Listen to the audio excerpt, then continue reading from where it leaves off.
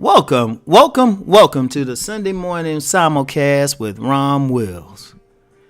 Overcoming your fears. And yes, y'all, I'm back. Feeling a little bit better. Ready to share some wisdom with you. And in sharing that wisdom, I'm going to tell a story. Now, I've told this story before because it's really part of Rom's narrative, right? But it's very apropos for this particular podcast. Now, back in, when was that? Yeah, back in about 1997. Well, even before that, I had written a pamphlet called Finding a Good Man for the ladies.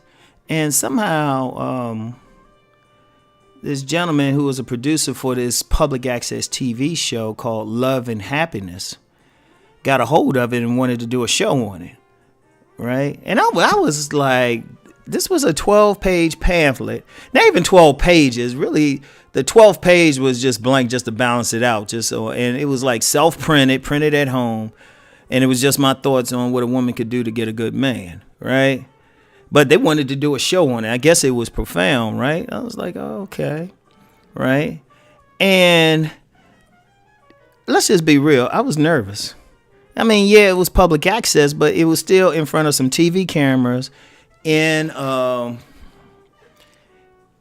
production studio, right?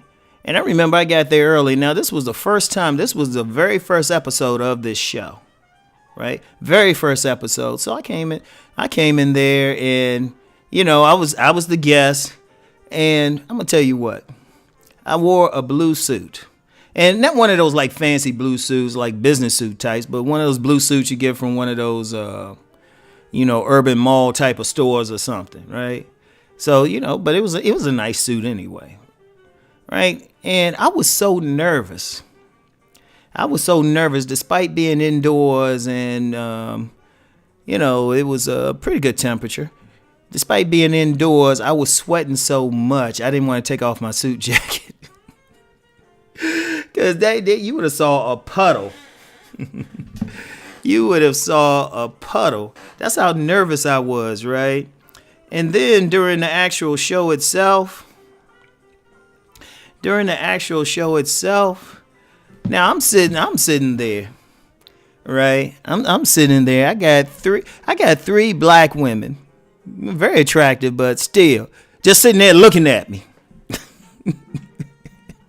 So that was added to my nervousness. And they had that look like, say the wrong thing, brother. Say the wrong thing.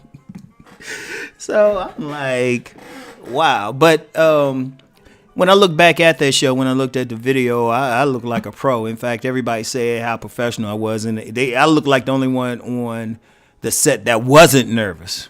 Everybody else said they were nervous. I was the only one who looked like he wasn't, like I was just running stuff. And you know what? I share that story because despite being nervous, despite having some fears, because you on TV, you hadn't done this before, you don't know what you'll say. You don't want to say something stupid, right? You don't know what'll happen, and it's a normal thing. It's normal. There's nothing wrong with that. It's normal, right? Because I know another cat who did the same show later on. Shoot, that dude had about a 6-pack of beer in him when he did it, so he had a lot of courage. But the point of even sharing the story, right? Everybody's going to have fears.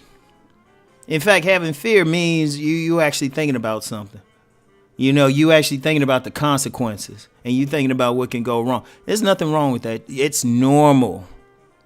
Because if you're not, if you're not thinking about something that could go wrong, and I don't mean just constant, but it's normal. Very few people are at a level of evolution where they're just totally comfortable with the situation. You're going to think something like, is this going to go well or whatever?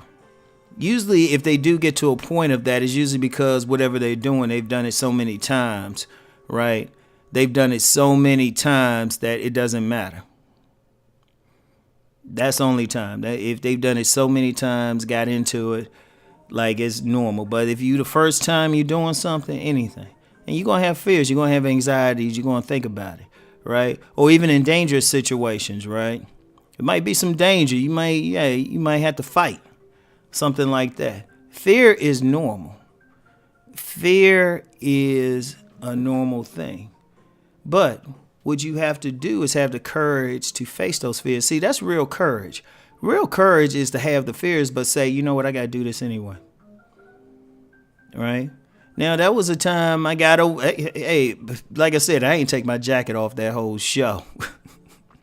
But it was funny, when I did subsequent shows, I was so comfortable. I'd be sitting there just chilling. I'd be like, yeah, what up? A little too comfortable, but that's another story. Like the producer said one time, he said, Rob, do you have to hit on every woman that's associated with this show? Yeah, I mean, but, you know, one of the things is, I don't care what it is. Whatever it is, you got to just go for it. Yeah, you're going to have fears. Like, there's a lot of people who don't get businesses started or they don't work on a project. I know so many people, and that's why, you know, podcasts like this I'm always going to do, because I know so many people that got ideas. I mean, great ideas, but they're afraid. Like, what if people don't like it? What they going to say? Yeah, I hear that. Y'all be surprised how often I hear that. You know, you think I can do this? And like I said, it's normal. I don't fault anybody, but the courage comes in doing it anyway. You know you got to do it. You got to step out there anyway. And are you going to succeed all the time? Heck no. Heck no. Right? And you know what? Some of the anxiety you have, every single thing you think could go wrong probably will. Right? As Murphy's Law is, if anything can possibly go wrong, it will. Right? Oh, stuff will happen, some monkey wrench or something, some detour. But